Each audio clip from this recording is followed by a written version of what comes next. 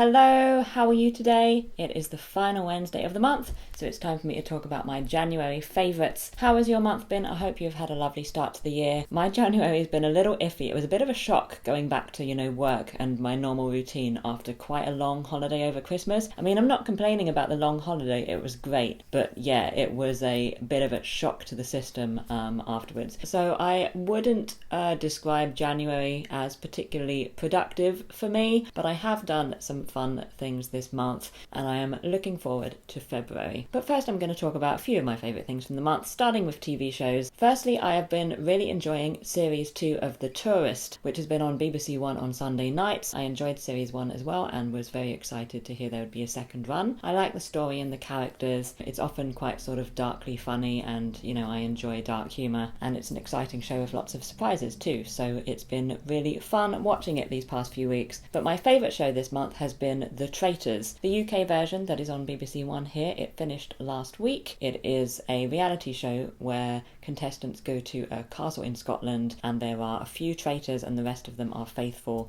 and they have to kind of suss out who the traitors are. I don't watch a lot of reality TV. I didn't watch the first series of this when it was on. I didn't think it would be for me, but there was a lot of hype about it and I heard about it. And then a few episodes into series 2, the hype was building again and I thought, you know what, I'll just give it a try.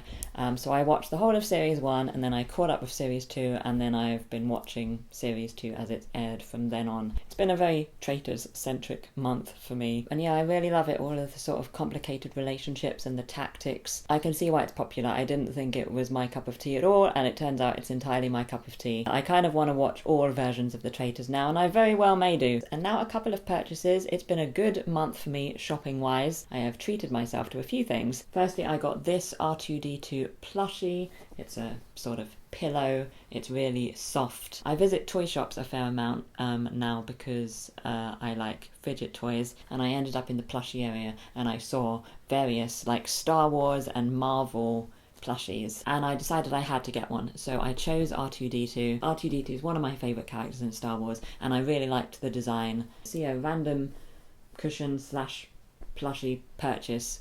Very happy. I also made another slightly random purchase at the weekend. If you saw my video at the weekend, you've already seen these. But I got 2 3D model kits. I've seen them online. I get adverts for them quite a lot, but I've never seen them, in real life. And these were in a garden centre. There were loads of them, and they were a little cheaper than they were online. So I thought, I'm going to get them. I have no idea how easy it will be. I mean, I'll probably find it quite difficult. I've not done a kit like this before. I've opened them up and I thought it would be kind of like an assembly job, but you've really got to make a bunch of stuff. There's painting, there's electronics.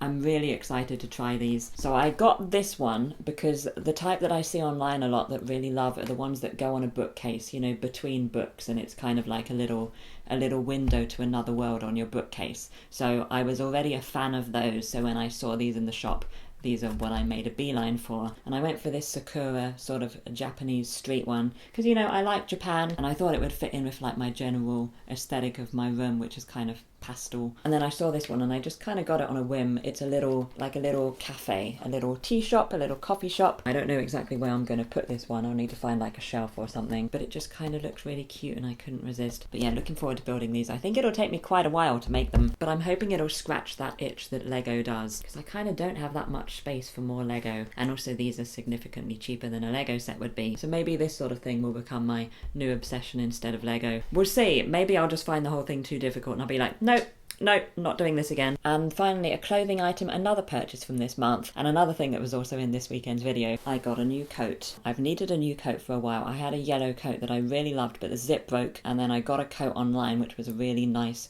green colour. But I got it online for cheap, and I hadn't, tried it on in the shop, and the hood was kind of awkward. It kind of covered my whole face. So I've kind of been wearing a very old coat that I've had for many years. It's one of those ones that's like got a raincoat part and a fleece part, and they combine together to form, a warmer coat. So I've been wearing that all winter so far. But I really needed something more, substantial and smart looking. But I really like bright coloured coats, and they were everywhere like last year and the year before. But this year it all seems to have gone back to neutral colours or blacks and browns. But last week I was at Battersea Power Station and there was a shop called Jot and they had rows and rows of bright coloured coats. So I chose this one. It's kind of an iridescent blue, so it may not be bright, but it is unusual. If you see sort of the reflection from my light here, it's kind of got this kind of bright blue tone to it. So when you're outside, it kind of looks brighter than it's looking right now. But yeah, it's really nice. It's a little more expensive than I would normally